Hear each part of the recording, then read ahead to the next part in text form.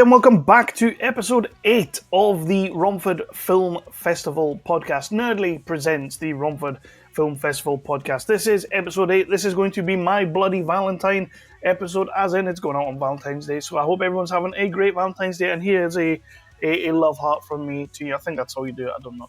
A love heart from me to you. But we have something even better. This episode, we have got 2 more interviews for you for the run-up to the Romford Horror Festival, which is the 27th of February through to the 2nd of March. We're playing 160-odd, 70-odd movies, shorts and features across 8 screens across 4 days. We have got loads and loads of shorts and features for you to check out. Talking to director of a short movie called Black Dog by Ed Kirk. Ed Kirk was great. I loved speaking to him about Black Dog. And another short movie, Grandma May I, which is a sort of urban legend, folksy horror movie by Gage Zanghi.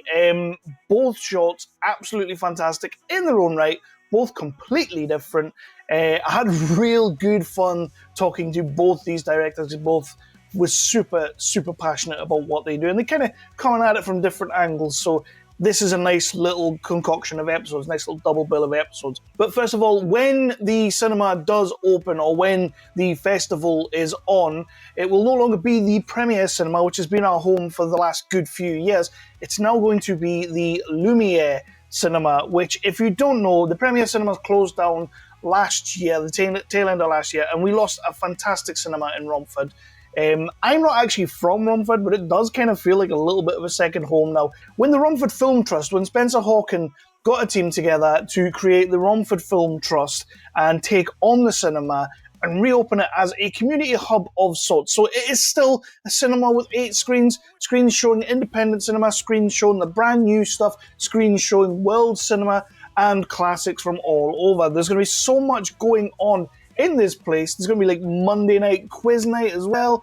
One of the screens is getting turned into a space where people are going to be able to do like open mic nights, and there's going to be space for doing podcasts and vlogs and stuff like that, which I just think is unbelievable. Like, I love the fact that the guys are building this space and building this community hub and having a space just for creatives to be creative. And in a time where there's like a cinema closing every week, every 2 weeks, it's great to see that the guys have come together and found a way to keep this one open, or to reopen this one. And as I say, it's going to be the Lumiere, but it's going to be work. It's going to take a lot of work, and to be quite honest, a lot of money, a lot of time, and a lot of effort. We do have a crowdfunder. If you go to Crowdfunder UK and type in Lumiere or Spencer Hawken or Romford Film Trust, you will find the crowdfunding page. We are not asking you to give a lot. We're not even really asking you to give anything if you can't afford it. If you can afford it, happy days, that's amazing. We would totally 100% appreciate every single dollar Rooney that gets sent our way. We would just love you forever. And there are perks, so you will get something back for your money, should you choose to. If you can't afford to, or you know what, if you just don't want to give us money, but you know we're doing something good, and you know that the cause is great, and you know that what we're doing is something that's going to be beneficial in the long run, maybe we set the roadmap and then other people follow. Maybe that's something that can happen down the road. I don't know. But if you don't really want to give us any money, share the crowdfunder. Share it on your Facebook, your Twitter, your Instagram, your Snapchat, or even if you just walk up to somebody and whisper in their ear that you know about the Lumiere Cinema, go to crowdfunder.co.uk.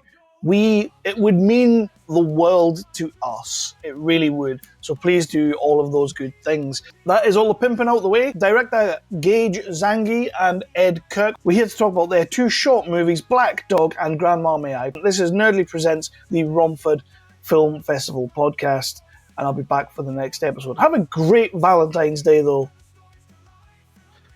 So yes, the Romford Film Festival, the horrific film festival, in fact, as we like to affectionately call it, February the 27th right through to the 2nd of March. We are showing 160 plus movies across 8 screens over 4 days.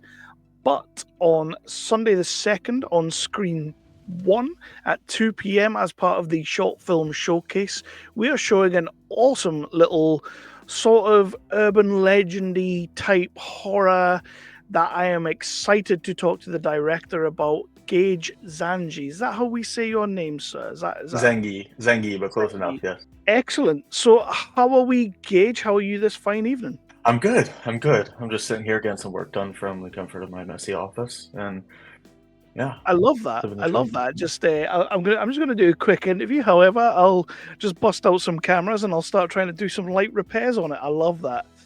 Yeah, exactly. I mean, I got plenty to do now that the new year has started. Well, it's been started for a month now, but So I got a lot we're of gonna side get projects. exactly. We're gonna get into your short film in a quick hot minute. Grandma May I, a film that I Hmm. am really excited for people to check out because it's atmospheric as hell. It's eerie as Thank you. balls, and it's Thank you. everything we love about short film horror. It's everything we love about it. So I'm really looking forward to talking about your short. But first of all, do us a favor.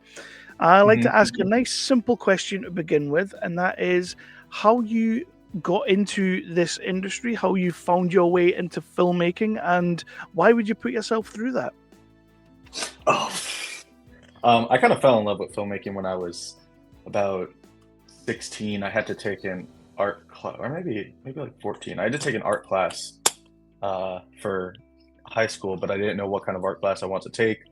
I never really liked art, and then my mom found one that was just like it was called commercial advertising, and she's like, "Look, this is mostly on computers. You like playing computer games. You like being on computers, so try this one out." During that class, towards the end, they made us make a fake commercial for something, and I made it. Um, People liked it. I got a bunch of laughs, and ever since then, I was like, I want more of that. I want more of that type of attention. So I just kept making sketches with my friends after school, like pretty much once a week. Um, and then I submitted to a local media arts show for one sketch, and there was a representative from Full Sail College there, and they told me to apply for a grant to their school. I ended up getting it, and yeah, I kind of just dove really headfirst into this whole thing. So once you started getting into it, was there any sort of I know you got a little bit of gratification from making your things, but was there Mhm. any sort of inspirations for you, like filmmakers out there that you would look towards and be like, that's exactly what I want to be doing, that's exactly who I want to be like, Oh, or definitely. was it just a case of I found a niche here and I'm going to run with it? The I I've always loved films. I always loved going to the theater as a kid, but it just seemed like something. It's like, yeah, I liked listening to Led Zeppelin rip a guitar solo, but like I don't know how to pick up a guitar and do that. So this this like fake commercial sketch was kind of like my catalyst to be like, oh, I kind of can figure out how to do that. But I mean, my inspirations as far as filmmaking go were like I grew up in an Italian American family, so Martin Scorsese, Goodfellas, Jurassic Park is an early movie theater going experience for me. I love that. I love Christopher Nolan, blew my mind when I was young with his just like super heady films. So those were kind of my big three when I set out on the journey. And was there anybody you said you got into college, you got scholarships, things like that? Was there anybody Mhm. along the way who you were able to lean on and take advice from, like a mentor as such? More so just my peers around me, and then I Nice. had actually I had a bunch of high school friends from that same class get together for this film, Grandma May I. So Nice. when I was in those like computer filmmaking classes, it was like there was the older year and the younger year, and you could take this class 2 years in a row. So somebody from the older year was very much into filmmaking, like I was, and I always his name was Nick. He is credited as a producer on this film and co-editor. So I always and he was a fan of horror. I always kind of gravitated towards helping Nick with his projects because I just liked his vision and his style. And so when I came up with this script, I sent it to him as the first project we probably would work on together in like 10 years. And I was just like, hey, what do you think of this? And he was like, hell yeah, this is awesome. And I was like, you want to help me? And he was like, definitely. So He actually the first festival I got into, which was in Chicago, he had a short film in that one as well. So we got to share that moment together too. Awesome, awesome. I love hearing people who are finding this love and finding this medium and doing it together. So Mhm. please tell our audience a little bit about Grandma May I. Obviously, with no spoilers or anything. We've got a deeply eerie and complex story, hugely relatable in some sorts of ways. But where did this story come from, and what does it mean to you? So Grandma May I is about there's kind of this like evil spirit that finds lonely people and basically uses their deepest desire against them to like lure her into her trap. And the original idea for me just came from I was just driving around and I had this image of an old lady talking with like a candlelight, and she was just saying creepy things to a child, and I would just kind of like zone out and like speak as her and then like speak as the kid, and I kind of had this like conversation with myself in the car, and I was like, oh, I should go home and try and write this. So it was just about figuring out like how, like, where do we start, and then how do we get to that candlelit scene, and then what does she do to screw him up after that, and then all the pieces kind of just fell into place from there. It does. I know you're saying like you kind of like wrote it as you're driving around the car and you had this kernel, you had this idea. But was there ever a story like every town has them? Everybody has these little urban legend stories because it does feel like a little bit of an urban legend. Was It there ever does. any kind of inspiration from there, or? I mean, the inspiration from that just comes from my like love for suburban Halloween themed settings. So like the OG Halloween, um, what are those TV shows like Goosebumps, Afraid of the Yeah, Dark, yeah. TV stuff like that. Even like Halloween Town or like Hocus Pocus. I just love that like nighttime, autumn, and I live in the Northeast of America, so I have like those Victorian style houses and trees, graveyards. So the scene at the playground was actually my most like this is gonna be like the Halloweeny Mm. scene to me, you know. It's sort of like the reveal of Ella is and I Mhm. want to talk a little bit more. Honestly, I was really excited talking to you about this short because it is very atmospheric as well, and it really kind of sucks you in, and you're stuck right there with Spencer. I wanted Mhm. to know what your approach was to kind of nailing this aesthetic because, like you say, you already kind of have Mhm. the tone and the sort of idea of where it is. But what was your approach to making sure you got it spot on right up until that point where we do meet Grandma? Um, to me, that was about color and sound design and just the music choices. When I met up with our composer Matt, I told him that I wanted the moments that there are music to feel very atmospheric. I want it to feel very like um almost like it's mixing in with just like sounds of the wind moving through trees, and it's something that kind of like draws you along almost mindlessly, like there's like a like a spirit that's just like pulling you along to it. So that was really important to me. And then nailing the oranges and blues in color Hmm. was very important to me. Something that is like, and color is something that doesn't pop as much at night, obviously, because you need reflections of the sunlight or whatever light to really make you see it. But getting that like deep orange brown in the leaves and then the deep blue in the sky is something that was important to me to create that atmosphere. And casting, they say Mhm. never work with children. Yes, they do. And you got Spencer Lincoln as Brandon, I believe it was, playing the young boy who is unbelievable in this little role of his. Yes. Oh my How God. did you come across this kid, and what was it like working with him to get him into those kind of headspaces that he needed to be in? Yo, I was on my way to a commercial shoot with a gaffer friend of mine, probably a couple weeks before the film or a month before shooting this film, and I was just talking about that. It was like a 2 hour drive, so we were just talking about what's going on, and I said I need to find like a solid kid actor. And he was like, I just worked with one on this other short film. He had a 6 minute oneer, and he played a cancer patient. And I said, that's pretty heavy. How old is he? And he said 8. And I said, that's the right age. I was like, how was he with lines? He was like, absolutely professional. And I was like, excellent. Put me in touch with the director of that. Director put me in touch with the parents, and he just came on set knowing his lines. He was just ready to work. It was like really professional, and I was so nervous because our schedule was so tight. The night before, I'm going over it with the AD, and he's like, if this kid has one, like, if he just like has a temper tantrum or just wants to like play on the iPad for 30 minutes, that could screw up our day. And I was like, it definitely could. I'm going to try and make that not happen. I'm going to try and move as fast as possible.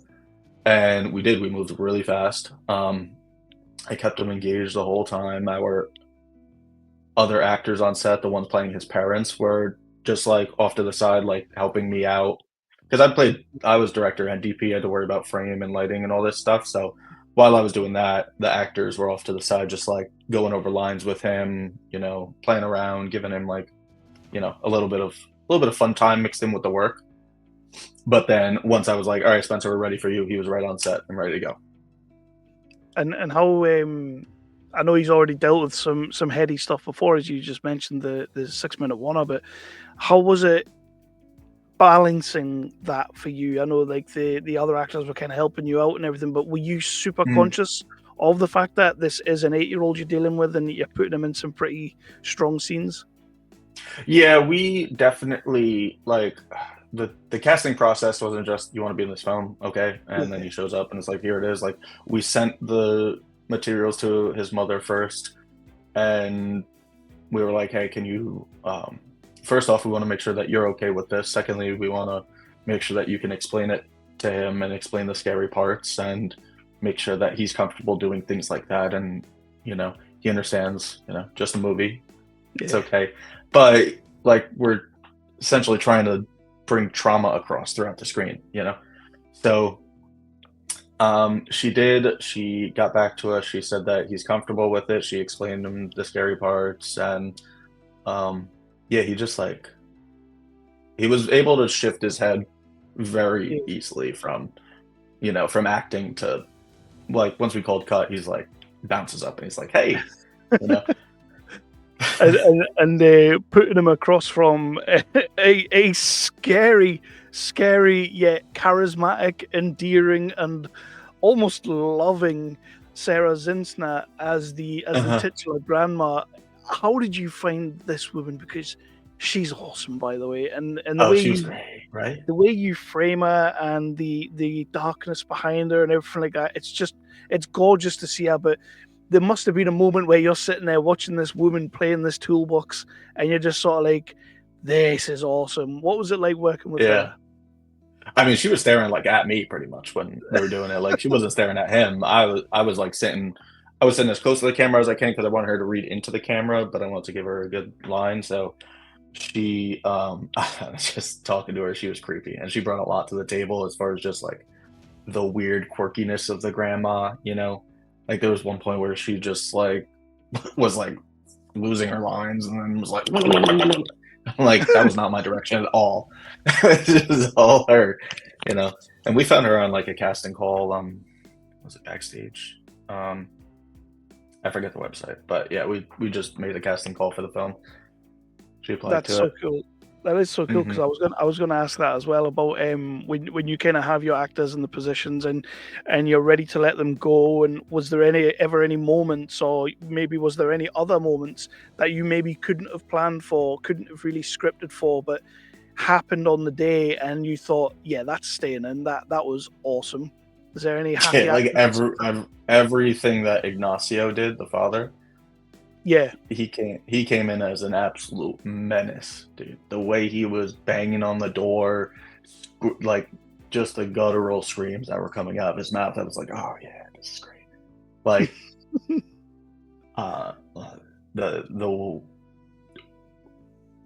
he just like he scared me when we were shooting that. I was like, damn, this guy's. I have to stop him from killing a child right now. That's crazy. You were like, it would work for the film, but I've got to stop him. It's not worth it. And they a little bit on that, like banging on doors and the guttural sound effects that is coming from him. Obviously, they're made by your actor, but your score to this is genius. You mentioned it a little hot minute ago, but one of the things that I genuinely loved was the moments when your score's building up, and then all of a sudden it's like dead space. Now, how did you approach that to get maximum impact? Because a lot of the time, like filmmakers, creatives, they don't want that dead space, but you used it so precisely. I don't want to do any spoilers, but when you do that moment, it is so impactful. How did you approach that to make sure you earned that moment from your audience? I just knew I couldn't have like banging on the door and then break in and that's it. Like I want it to have this kind of like ebb and flow, up and down, a little bit of like up, and then we pause and then right back up. So I was trying to think of different ways to do that, and one way had to do with physically breaking through the door, like punching through or like and ripping it apart. That became just our production design and budget wise not going to happen. So next to me was having him. I was like, what if he stopped? And Brandon thought it was okay, and then he backed up and then just ran at the door and busted it in. You know? And then once I got on a post, I was like, what if in that time we hear him turn the bathtub on? So then he walks back, turns on the tub, boom, door opens. And now it's like, oh shit, this kid's gonna get this kid's about to drown. So on that, what would you say is a moment where you get a little bit of a scare or a little bit of a jump in this shot that you are? It sounds like you're particularly proud of everything in this shot, and you absolutely should be. But is there a moment that you just sit there and you think, man, that's epic? My favorite is when the dad like turns into the bad guy and he's like, there's that little shit. And then he's like, what? He hides behind the wall, and then the dad goes and shuts the door, and the warm light from the porch that was glowing in just washes away as the door shuts. And now he's just in this cold moonlight. And then that part, and then the dad talking about drowning him, kissing the mom, and then the way he pulls his head away and then runs after him, that's my favorite part of the whole thing. Absolutely. But no spoilers, of course. As I'm spoiling everything. as we're spoiling everything, but no spoilers. The end credits are sensational. That's the best use of end credits I've seen in a long time. Thank you. How did you go about putting that particular thing together? I'm trying not to say too much about it, but people, when you do watch this, you will stay till the end of the credits anyway, because you have to. We will make sure you do. But just pay particular attention to what's actually going on, because it's just like extra. And where did that idea come from? I don't always love when films leave an ending up to interpretation. So I wanted to give a very clear-cut answer on what was happening. What would you say through the making of Grandma May I, you've maybe learned about filmmaking that you weren't necessarily 100% on? You hadn't honed your craft on that yet. What would you say you've learned in that sense, in filmmaking sense? But also, what would you say you've learned about yourself as a filmmaker while making this shot? That if I divide my attention too much, something's going to suffer. And that it's good to ask for help. It's always good to ask for help. And I thought that because I work as a DP, so I don't know. I thought that I'd be able to like balance the two a little better, but I think it would have came out better if I had somebody more focused on lighting and camera placement, for sure. And then I kind of like left the actors. I put way more trust in them than I probably would have, just because I didn't have as much time to tend to it. Cool. If you could stick, this is a bit of a weird one, by the way. So, if you could stick any existing horror icon from way back in the day or up to date or anything like that, and stick them in Grandma's world as basically nightmare fuel, which one would you choose? Which horror icon would you slap in that world? To like take out somebody that's already in it, or just like to addition? They kind of come into her world in the same way that Brandon does in the film, and she has to sort of deal with them in her way. My brain is like replacing people, so like replacing Grandma with just like the grandma from Hansel and Gretel, or like the dad with Jack Torrance, but that's kind of like a 1-to-1 swap. If I was to just like, so it needs to be like a classic horror icon comes into Grandma's world and has to deal with her, or she deals with them. Oh, that's interesting. I mean, it's got to be Freddy. It's got to be Freddy. I like that. It just matches the nightmare to the nightmare, the other world space to the other world space. It seems like a fair fight. So we can have Freddy versus Grandma. Freddy versus Grandma. and if box office, dude. And if you could remake any horror movie from back in the day, or make a sequel, or anything like that, what would you love to tackle? I pick like a novella. Stephen King has this book, Jerusalem's Lot. It's like a novella. It's like a vampire-ish universe story told in diary entries, and just the way it's written and the pacing of it, I absolutely love. And I think that was adapted in a like short TV series in like the 80s. I have to watch it, but I always thought that story itself was a really cool horror film that should be made. On that Pet Cemetery just because of my name. Well, yes, go for it. So if you were pitching this movie to our audience, which obviously you are right now anyway, and you've only got 3 random unconnected words to pitch this movie to our audiences, what 3 random unconnected words would you use?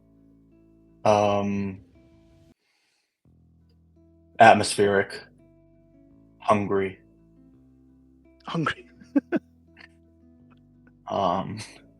Could my last one be a 2-word phrase? Child endangerment? Oh, well. I mean, who doesn't love a bit of that? It's a good draw. It's a good drawing. It's a good clickbait word. So you got this movie made, and you had a lot of your friends for your courses and everything involved, and everybody sort of came together to help you get this made. But now it's complete. What's it like seeing it up on the big screen, and what have responses been like from audiences watching it? Oh, it's so surreal. Like the part that, so my girlfriend comes to every screening with me, and we're always we're very interested in what part of the credits people start clapping, because right when the screen goes black, some people want to start clapping, and then they realize what's happening. Sometimes one person will start, and then everybody else is like, "What?" And then they'll slowly stop, and they'll be like, "Oh my god!" And then everybody will wait till the credits are done to start clapping. Sometimes nobody claps at all because they're just like, "This sounds fucking wild." So, but that's been like my favorite. That's such a cool thing, though. Like, that must be so gratifying as well, because you have this short that you've made, and everybody is kind of like sucked into it within minutes of it being on. Like, the characters are just so intriguing, and they just get you in. And then the bit you're waiting for is like, who's gonna clap and when? yeah, exactly. Yeah. It's so funny. It's the only thing that's like, because I know like at certain jump points you'll catch somebody going like, and it's like I know what points somebody will do that, but like the end is the only thing where I'm like, it's always been different Yeah. in every screening, you know? It's sort of like, I made this movie, now it's your move. Yeah, exactly. I may It's been have so to. surreal. I don't know. Watching something on a big screen too is it's my favorite thing in the world. It absolutely deserves to be up on a big screen, but I'm thinking right now what I may have to do is set up a camera for when the credits come on and just record the audience reaction. Please do. And Oh my god. whoever's first gets a shot. Yeah. Yeah. Oh my god, that'd be beautiful. If you could show Grandma May I to any one movie director or creator that you are truly inspired by or have loved their works for a little bit of feedback, who would you show Grandma May I to and why? I mean, probably James Wan.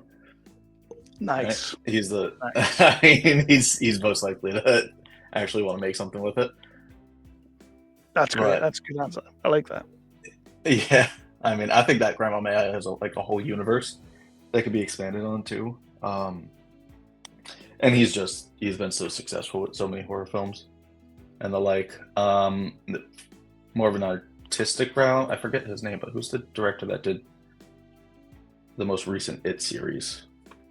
I absolutely love his style, just like camera movement and keeping it dynamic and use of like wide shots and color, and child endangerment. He's really good at it. So I'm sensing a theme here. So I feel like this next question is pretty redundant, but we're going to start wrapping it out. But what is next for Gage apart from the child endangerment franchise that you're going to be making?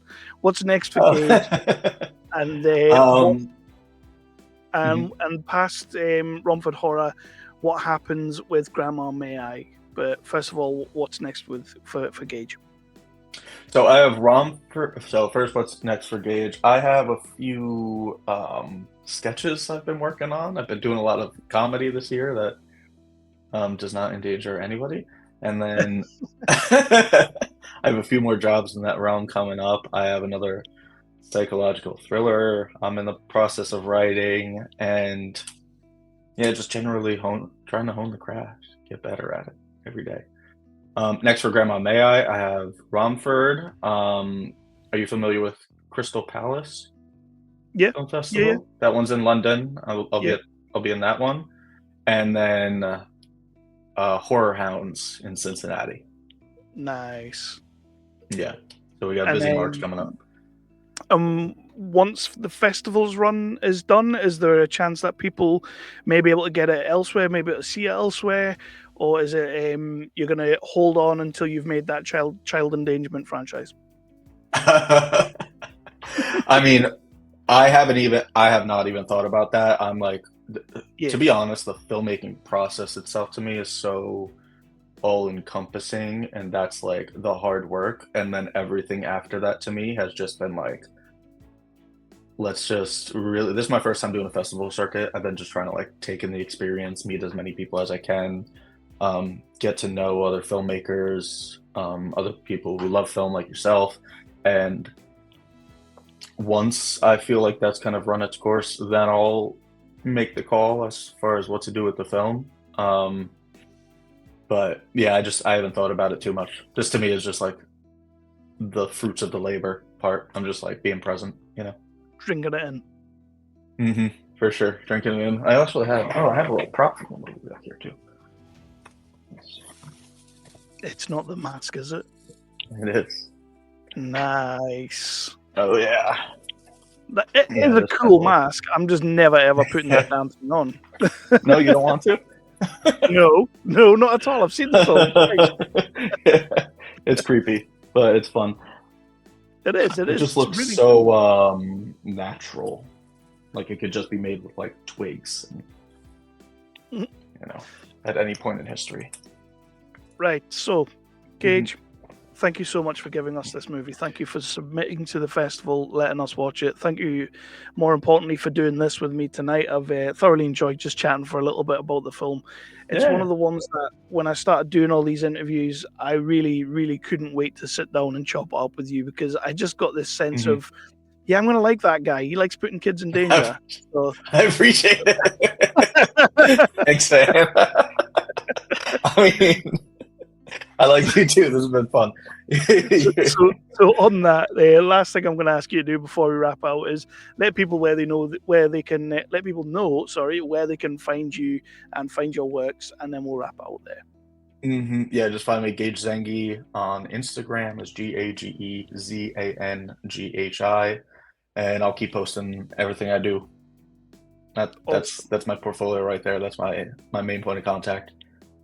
And we here at nerdly.co.uk and we here at Romford Film Festival will absolutely be keeping an eye on what you do next.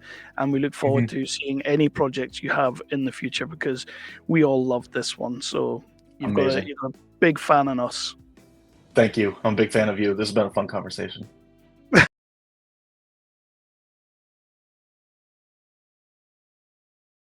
Back the Romford Film Festival, the 27th of February right through to the 2nd of March. 160 plus movies, shorts and features across 8 different screens across 4 days. And on Friday the 28th on Screen 8 at 8 p.m, Short Film Showcase number 4, we are showing a movie I am dying for everyone to see. We're showing a movie called Black Dog. It's a little bit of a thinker, and it's going to make you walk away, I don't know, probably feeling a kind of way. But tonight we're talking to director Ed Kirk. How are you tonight, Ed? How are things? I'm good. Things are good. I'm glad to be talking about the film and chatting to you. Yeah. Now, Ed, we're no real strangers, because I did review one of your movies a little while back. But what I like to do with these interviews is this could be somebody's first time finding out about you, finding out about your career, finding out about your projects and your films.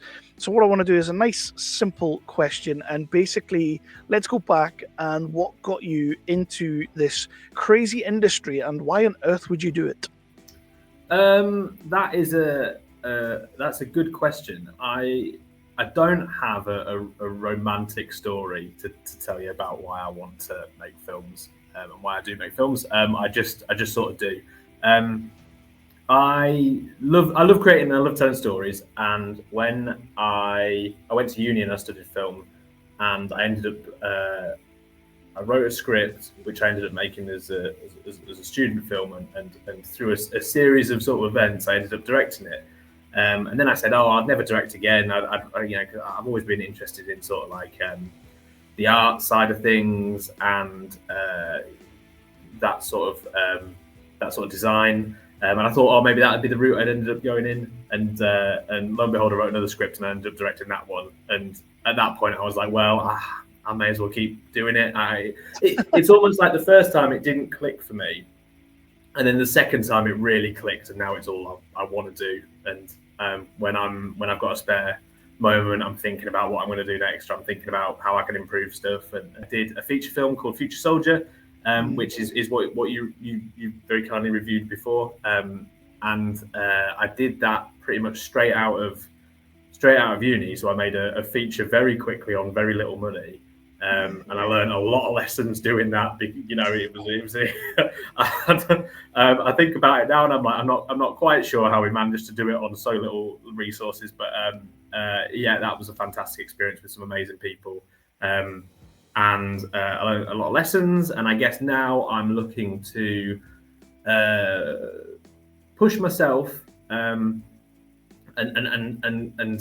that's kind of why I did Black Dog, because I wanted to do a script that was working in a different sort of genre, was maybe dealing with things, maybe some heavier themes, and then also has kind of this central. It's a two-hander with just two actors in. So I really wanted to kind of do some good work with the actors. So that was good. You know, hopefully people see that when they watch it. Yeah, because as you say, you didn't have a great deal of money for your first feature. By the way, people, it's a cyberpunk futuristic kind of movie. So when you talk about not having a great deal of money, that's the kind of movie you want money for. And so you didn't exactly go in easy on yourself. But what is it about the filmmaking now that you're in there and you've kind of made a couple of things now? what is it about it that gets you up every morning and you think, oh man, I can't wait to start work on this, or I can't wait to start doing this? I'm not sure. I just know I'm compelled to do it. I feel like the things that really appeal to me are this idea of kind of atmosphere and landscape and telling stories within that, and I really like I like stories where the dynamics between people change. I know that's most stories, but I like being involved in that, and I like sort of designing that. And I think with Black Dog, that's something that I think comes across. But it's something that I just feel compelled to do. So it's I'm always thinking of ideas. It's not necessarily a case of if I make my next project, it's kind of like when and which one first. And I just think I just really want to tell stories, and to be honest, there's so many elements to making something and creating that sort of world, and drawing people in no matter what the genre is, and I love that sort of process. And then when you finish it, it's you can reflect on it, but you're sort of on to the next one. So it's sort of the process that I like more than necessarily the final product, although it's good to make something that seems to resonate with people. So that's a bit of a long-winded answer, but No, not at all. That's kind of true, really, I think. And with that, you've gone from cyberpunk to a dark noir kind of folklorish horror / thriller. What were your main influences for jumping onto Black Dog, and were there any kind of projects that you were looking at? Like, I kind of fancy doing a little bit of that. Yeah. So a bit of so it's kind of twofold. So a bit of context. I was between jobs when I wrote Black Dog, and I was feeling very. Me and my partner had just moved somewhere new, so it was quite isolating, not knowing anyone else, and if you move and you're out of work, it's hard to meet people. So it was quite. I kind of wanted to channel a lot of what I was feeling into a script, and I was working on another script at the time, and that's a sort of a longer form thing. So I thought, okay, well, let's try and do something that's contained but still quite ambitious and touches all those things that I really like. So like landscape as a character, atmosphere, that sort of thing. And then how can I maybe bring some of my own, a little bit of my own personal experience, but also a lot of how I feel about felt at that time, and how can I sort of embody that and then sort of explore it through that. And then that's sort of what compelled me to make it, or what inspired me to make it. But in terms of other films, I mean, some of Eggers' stuff, like the Lighthouse and stuff. I mean, it's a bit of a giveaway with it being in black and white. But we shot it in black and white for another reason. But that's kind of a big influence. It's sort of that gothic-y kind of ghost story going on, but it is. I did want to make a folk horror, and that was my starting point. So tell us a little. I mean, you've already kind of explained a little bit about where the story came from. It was your own sort of experiences, but what was it that really made you think, this is what I'm going to do next? This is the story I'm going to tell next. So it was on the merit of the script itself. So I wrote a version of it that was very, very different, and then I redrafted it into something that looks very similar to what we made. And that version I submitted to a script competition, run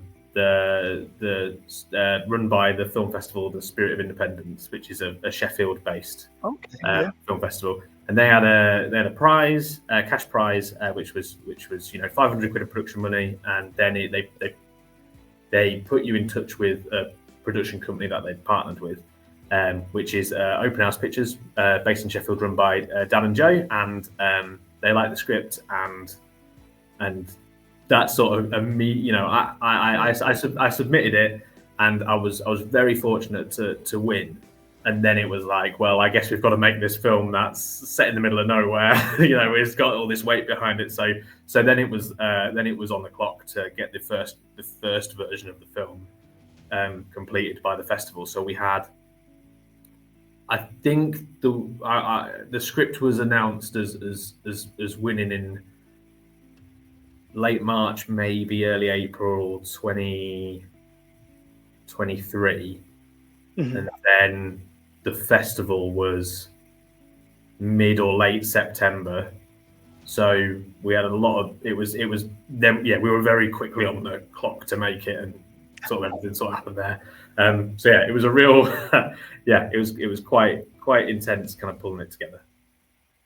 And now this one maybe a little bit deep, and we'll try not to get too deep, obviously. But obviously there are overarching themes to Black Dog, themes that I myself, as someone who has been through some of these things, and much like a lot of people have, I'm not special in any kind of way, but you're touching on a bit of like toxic masculinity. You're touching on a little bit of the mental health kind of issues and things like that. How important is it for you to make sure you are considerate with these themes, and how much does that influence the tone of your movie in terms of like it being black and white and the score? So a little bit of that, if you can talk about your approach to that. Yeah, bit of a loaded question, I know, but no, it's so like I sort of already said it. I felt very I was quite down, and I felt very isolated and quite lost at the time when I wrote the script. So all of that sort of stuff comes from my personal experience, and I really liked the idea of and in my the other stuff I'm writing now and I'm kind of looking to do in the future, I really like the idea of having this this divide between generations. So and those attitudes towards some of the things you mentioned, like mental health and it's touched upon in the film, but kind of like this attitude towards work and what constitutes what's a worthy sort of trade and stuff, and I like the idea of kind of looking at all of those things and how because it's a father and son relationship, how that sort of dynamic, what the father's attitudes are, how the son finds that quite difficult to deal with, and how that and how revisiting all those things and kind of maybe very literally in the film he goes back home, doesn't he? So have revisiting those things, what it's like to deal with that, and maybe reevaluate and be more understanding and empathetic. So I sort of wanted, without giving too much away, that's the sort of journey I wanted the characters to go on together. And I think the way that we leave those characters at the end of the film, I think they're in a slightly different position to when they started. So I that's sort of the thing I wanted to encapsulate is that journey that those characters go on to kind of wrestle with these things that they maybe don't have the language to talk about. So the father in particular, like in the father character, I'm interested. I don't like it. I'm interested by the idea of none of these things that people deal with is new. It's been there. It's just maybe people didn't have the tools or or society didn't allow people to talk about it and stuff like that. So I kind of wanted to kind of explore all those things without being too on the nose or too spoon feedy.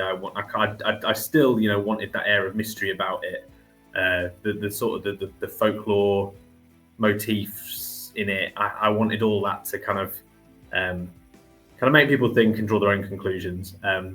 But yeah, it's all sort of rooted in that really really bleak, isolated landscape. So yeah.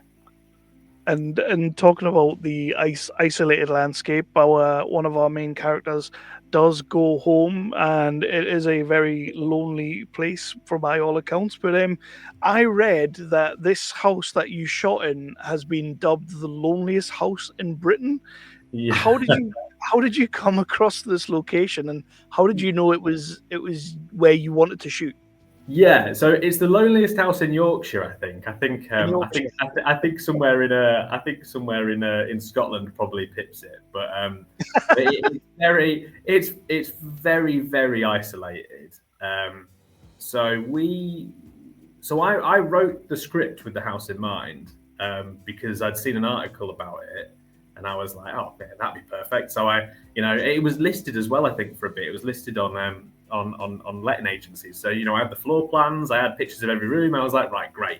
So I'm going to write like we're shooting in this house, and then we contacted the people.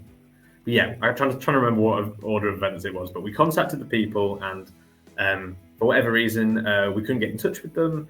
And then when Joe and Dan came on board as the production company, they had a bit more kind of sort of weight, and them being sort of an established sort of company really helped. So yeah, and then we ended up with it. I mean, I don't know what we would have done if we hadn't have gotten it, because I'd written the script around it, and it's actually really hard to find places like that, because farms tend to have been done up, or they're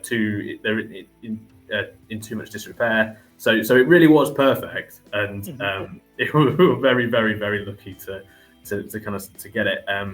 Actually, I mean, creatively, it's amazing because you're surrounded by the landscape. It's next to the Ribblehead Viaduct in the Dales. So if you know the three Yorkshire peaks or whatever, it's on the side of Whernside, I think. So you got a mountain behind it. Basically, it's fantastic. Yeah. You've got the view of the valleys, and it's incredible. You couldn't have asked for a better location for the script. The logistics of actually filming there was a bit of a nightmare, and it wouldn't have been possible without it. Like, there's no power, there's no running water, so we had to take a portaloo up there. We had to get a generator. All that. So there was no infrastructure for what ended up being quite a big crew. So it was quite that was quite eye-opening for someone who's considering how like shoestring the last thing I did was. This ended up being quite a logistical challenge, which my producers worked really well to kind of tackle all that. And it wouldn't have been possible without the people who own the house. They had like quad bikes and a 4x4 that they drove us around in, which was fantastic. I mean, it could have there was a lot of stuff that just came together. Otherwise, it would have been very, very challenging to do. And as key as location and themes and atmosphere and everything is, you've got to get your casting right. Your casting has got to be crucial. And on this movie, I think you've scored two absolutely phenomenal actors. They truly embody these roles and truly give everything to it. So we have Adrian Bauer as the father and Edward Crook as the son, as they are known as. How did you come to cast these two men, and how closely did you work with them in crafting the roles? Yeah, they're both great. Ed and Adrian are both great. Ed, I wanted to, which by the way, it was confusing for everybody else but me. Like when we were talking on set and someone was like, "Oh, where's Ed?" It's like it caused a lot of confusion for everyone but me. I found it really easy, but I had wanted to work with Ed for a while because I'd had him eyed for a script that I never ended up making before COVID. I wanted to make a World War II short film that never happened. I'd always had him in mind for one of the roles because I think it was literally like I saw his Mandy account or whatever. I had a shortlist on Mandy of actors, and his show reel was really, really strong, and I wanted to work with him, and that didn't happen, and then COVID happened, and then blah blah blah. But during COVID, me and my DOP did road reel, so we did so he did a short and I did a short. My long-term collaborator Ben Collin, who's everything he shoots is great. I love working with him, but he did a short and Ed was in it, and And then when this came up, I was like, oh, well, I have wanted to work with Ed for years without really realizing, without thinking about it at the time. I was like, oh yeah, well, I've had Ed's account bookmarked on my on my computer for ages. So and then once I decided it was him, it just made sense. And he was fantastic to work with. He was really, really open to kind of because it's quite a heavy. There's a lot of sort of heavy character stuff in it. So he was really, really open to kind of working on, really delving deep and embodying that. And Adrian, I knew I wanted somebody who had a level of sort of gravitas, and someone who, when they were, because the film is from the son's point of view, and it's about the impact that his father has on his attitudes and the atmosphere. I wanted someone who, when they were on screen, like, you knew they were on screen. And Adrian was fantastic. He was fantastic for that, and he was great. And I did work quite closely with both of them, so I talked a lot with both of them before the shoot about how we wanted to play it and what they could kind of put into their performances that would really sort of ground it in what we were trying to do. And then I had a call with both of them where we just talked about how we wanted the dynamics to be between them. So that was really nice, because it was nice to, we didn't really have the capacity to do rehearsals and screen tests and any of that sort of stuff. So it was very much like, let's get them on a call and let's see what it's like. And it was fantastic. And then we sort of looked at, like, what can we do to seed in them being related. And we talked a bit about how they walked and how they held themselves and stuff. So that was fun, because I love all that physical. I guess it kind of goes back to kind of the fact I did an action movie last. I love all the kind of the physical stuff, like that sort of performance. So that was nice to kind of bring that in a really subtle character way. Well, that's those things that, as a viewer, you may not consciously see and understand, but subconsciously it sells the relationship. It sells the. I think as well, just what I was saying about how I love the process of building the world and stuff. That's all part of that. So all those little details, even if it's not really obvious, it's there. It's adding those layers, and hopefully it's helping build this kind of believable world that people can kind of get sucked into. And it is a hefty piece. It has quite a bit of dialogue in there, and the guys are doing a lot with the faces and really trying to sell the portrayal and everything like that. Was there anything that was done on set during a take, or that wasn't necessarily planned or wasn't scripted, but actually benefited the short and made things just a little bit better, maybe their relationship a little bit better? Just anything that kind of they brought to it that you thought, that's making the cut and it's made the final grade? I'll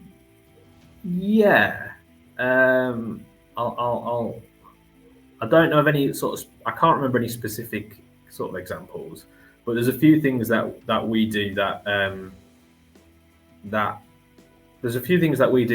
does sort of allow for that. So when we're doing stuff, when we're doing a take or whatever, my DOP always rolls extra after I say cut, because half, a lot of the time the actors are still in it, and that little section afterwards, it nearly always makes it in. So I without being able to give any specific examples off the top of my head, I think we try and create an environment where the actors can do that sort of stuff and can try and play it slightly differently. We also we did have a couple of sequences where we were really tight for time, so we just rolled. So and I think it was a little tricky for people trying to keep track of like what we were doing and stuff. But there were some sequences where, for example, there's one sequence in that kind of build towards the confrontation between son and the father. We had some shots of Adrian in the chair, and he's just reciting kind of this sort of it's almost it's like a nursery rhyme, but it's not. It's like this tale. It's reciting this tale, and it's a recurring thing. And what we ended up doing is we just rolled up for about 5 minutes on him just doing stuff, which was great. And he would try it in the way that we spoke about, and we'd get a few takes of that, or a few sort of shots of that. And then, as you know, we were aware that we were sort of running out of time. We were just like, right, let's keep rolling. Let's keep trying different things. So we kind of kept in that space with him, and he just went over it and over it and over it. But each time he'd kind of try it slightly different. Sometimes he'd kind of do it so it's almost, his dialogue sort of under his breath, and sometimes he'd do it a bit bigger, and it was really nice just being in that kind of that space, just being able to kind of just guide him to try things slightly differently without us having to reset and change shots. Because I've worked with my DOP for a long time, so he was in there. If I nudged him and was like, right, okay, let's go a bit wider, he'd do it, and because we've got that shorthand, so it was this really nice kind of like, let it play out, let's see what happens, and some of that stuff is really, really good. Because, and I also think if you're in it for about 5 minutes, you're going to really, by the end of that, the takes, kind of the run-throughs were quite emotional. So we got some really good stuff from doing that, if that makes sense. Yeah, absolutely. So this is a completely different genre, as we've already said, from your last film. It feels like I may be reading a bit too much into this, but it feels like this short was a little bit of a catharsis for you as well, for the time you were going through when you were writing it. Is there anything that you've maybe learned about filmmaking while making this short that you weren't overly sure about, you weren't completely honed in on, but you've now kind of figured that out? And more importantly, is there anything you've learned about yourself as a filmmaker through this process? So yeah, so from like a logistical sort of side of things, this is the biggest film I've made in terms of crew, in terms of departments, in terms of the scope. I know my feature is Future Soldier. It's a bigger film, and there's a lot of characters, a lot of extras, but it was so scrappy because the core crew was about 6 of us. Different people cycled in every. We people helped us out and stuff, but generally speaking, we had like me, the DOP, an AC, an AD, then the sound, location sound recorder, and that was really it. So all the costume stuff, all the set dressing stuff, we just cobbled that together for that. Whereas this, we had a costume department, we had an art department, we had an AD who was consistent all the way through. So that was really good. We had producers. We had the whole thing was a lot bigger, and that was really, really nice because I could. We had some amazing makeup and behind the scenes and all that sort of stuff. They're all fantastic, and that was really nice because I didn't have to worry about all the other stuff that I'd worry about. Personally, I just had to focus on my stuff. I had to focus on the actors, directing, making sure I got what I wanted, and all the other stuff had been set up to kind of, other people would take responsibility and bring their skill sets in, and that was great. So that was a really nice way of scaling up what I was doing. And then what I've learned as a filmmaker, I think I did find this film was more challenging than perhaps I expected in other ways. So I found it. I think what I've learned from this is I think I will trust myself and be more deliberate moving forward. So there are some things that there are some things that I there are some lessons that we've learned from the kind of production of this that when I go on and do my next thing, I want to be more, I want to take those lessons and be more considered in like, and maybe shoot more intentionally, because I think some stuff, because of the time constraints, it sometimes came like, okay, well, we'll shoot a bit of coverage, and then this is the kind of key moment that we want to get. But I think moving forward, I think it's stuff where if I potentially, hang on, let me think about what I'm about to say. It's stuff where I think if I'd potentially been on more sets, I'd have clocked it earlier. Right. Okay. It's by the nature of the fact that, I some of my stuff takes quite a bit of time. In the past, has taken quite a bit of time. I think it's silly stuff like you only need to shoot the wide once because you probably won't use it in the edit and stuff like that. And I know that's a bit of a silly example, but I feel like I'm more efficient now. I feel like from doing this and it being quite challenging, and the location being quite challenging, and the time constraints being quite challenging, I feel like whatever I do next, I think I'm going to be a lot more efficient, and I think I've really grown because I've been thrown into this situation where the stakes are bigger, the scale's bigger, that sort of stuff. So yeah. Well, that's kind of the point, Ed. Is it's a growing tree. It's a learning game, and every project, if you're not learning, you've clearly done something wrong. You need to constantly be getting better, and from your first feature through to this short, I saw a massive leveling up. I thought the short movie Black Dog it's just absolutely gorgeous. I think your performances in there are unreal. There's no real wasted time. It's a nice tight script, I thought, and so you have instantly learned a lot, and it's great to hear that your crew for this as well was much bigger, because you might think being a short that it would be less of a crew or whatnot, but you've got a bigger crew now, and it's only looking like it's going up. So that's great to hear from you, and it's something that I was really excited to talk to you about on that kind of scale. So if you could show this short Black Dog to any creative that inspires you, any filmmaker out there, that it could be dead, it could be alive, it could be anybody, someone that inspires you, if you could show this movie to anyone, to show them what you can do and to get a little bit of feedback from them, who would you show it to? This is a really, really hard question. This is such a hard question. The funny thing is, this was one of those questions that was kind of like, I thought of it and I'm like, I quite like that question. I'm sure people like just instantly go, "Oh, Steven Spielberg," or "Oh, such and such," and everybody's been like, "Man, this is a hard question." I think. I mean, I don't know. Maybe I'm taking it too seriously. It's a really interesting question, because on one hand, I want to say like, oh, David Lynch would have been great, because he, I really like him as a filmmaker, and he's got a real interesting way about him.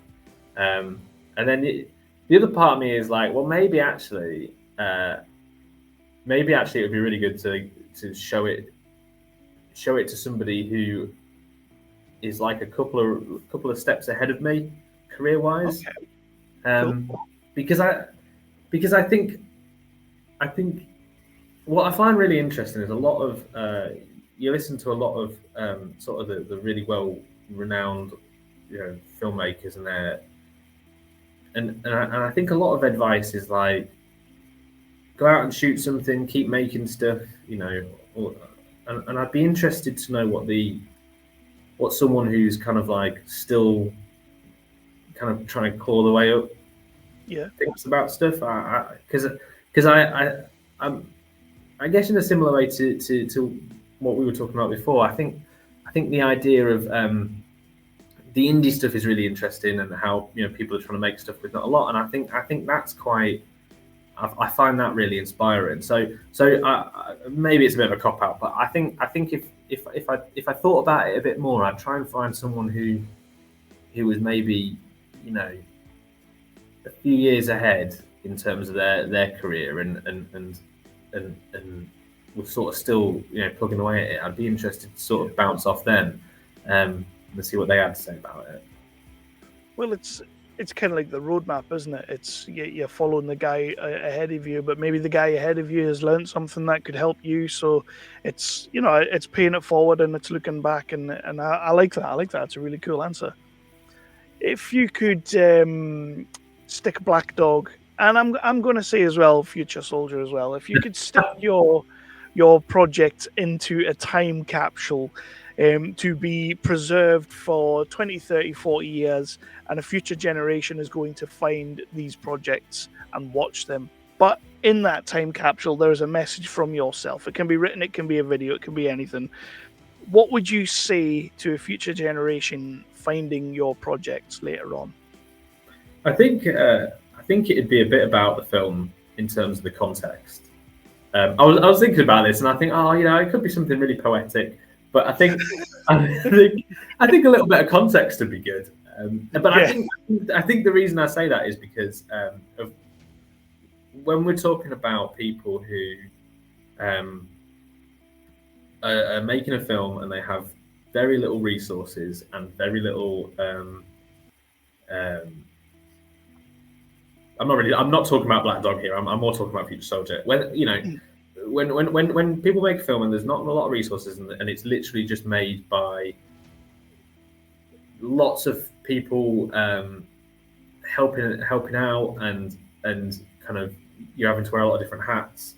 I think it's that passion. So for example, Future Soldier is very influences on its sleeve. It's like it's inspired by Blade Runner.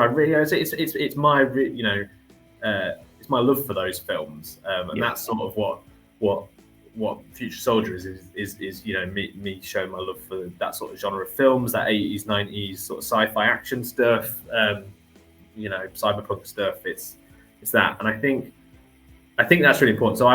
So in terms of both of them, both Future Soldier and Black Dog, and then they've been made with a certain amount of love for the stuff I was inspired by, and then specifically with Black Dog, I think it's trying to, or through it, I was trying to tackle something that was maybe a little harder to grasp. It's that dynamic between the family members. It's that. Yeah. It's the weight that the characters carry. It's how the landscape is kind of oppressive on them, and I think in terms of it, I might be getting a little sidetracked here, but I think in terms of the motif of it, the Black Dog being this folkloric kind of motif for literally thousands of years. I think it's. It's not going anywhere, I don't think. I think that idea of kind of that ghostly kind of apparition of a hound on the road somewhere is going to kind of last for a long time. So I think with using that and then talking about kind of the mental health stuff and the weight that these characters are carrying, and how it's sort of generational. I think that's going to extend on into the future. So I think a little bit of context about kind of. I would want to include a little bit of context about what I set out to do, and I think that would be, try and tackle some things, and it's probably worth also saying who made it. So I know that sounds funny, but I mean it more as in there were a lot of people who worked on those films, and a lot of them worked for no pay, and it was just their kind of. Their willingness to give up their time to try and make something. So I think that's a testament to them as well. Yeah. Absolutely, it's a perfect answer. I like that a lot.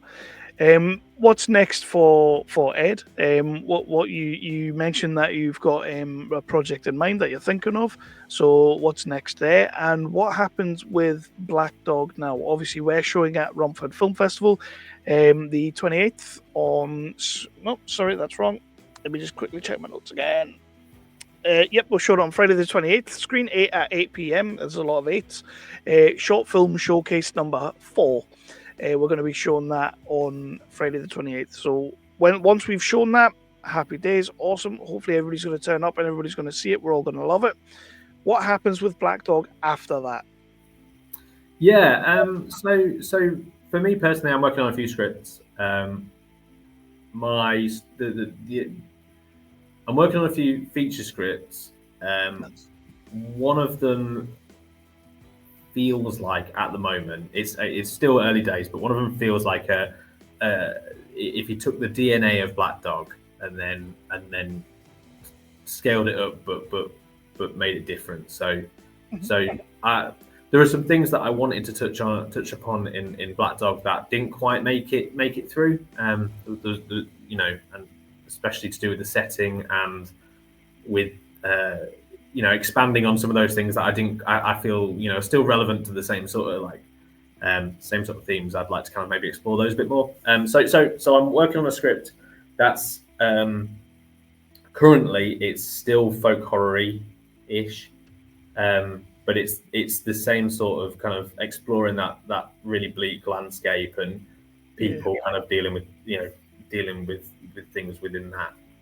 So in that sense, Black Dog was really good to kind of start thinking about those things, and then that's kind of what I'm going to go on to next. And I've got a couple of other ideas that are still very, very early, but it's slightly different genres as well. So I'd like to do something modern day. I've not done anything that's like properly modern day. So I'd like to do like a thriller set in modern day. So that'd be quite cool, like a crime thriller.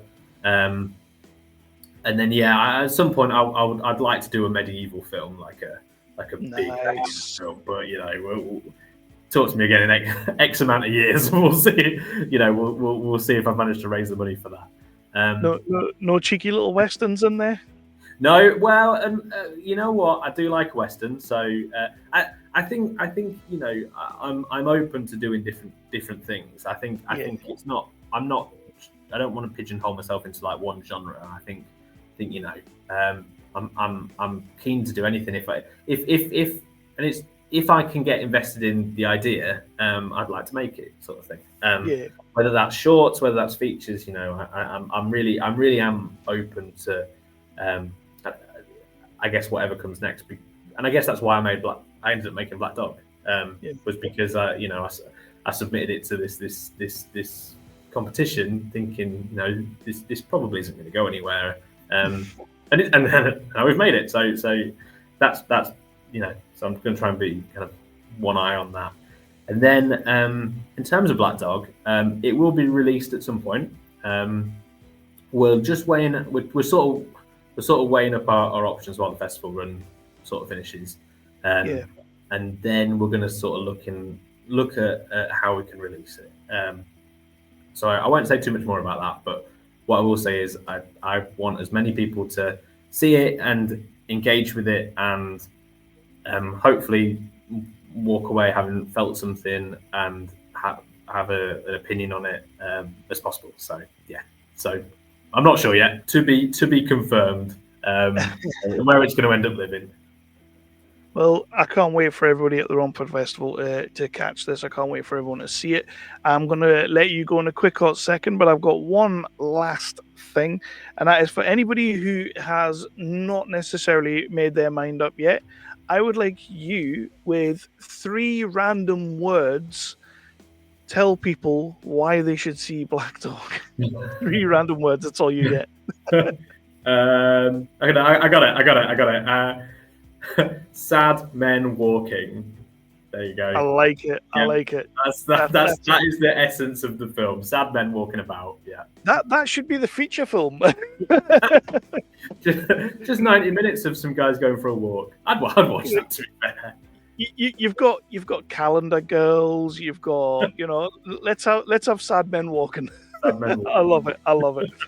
Ed, thank you so much for doing this. Thank you for submitting Black Dog to us. Thank you for letting us show it. And I can't wait for people to see it up on the big screen, because if there's anywhere a movie like this, a short movie like this, deserves to be seen, it is on the big screen, because it's going to look sexy as hell up there. Thank you so much, Kevin. I really appreciate it.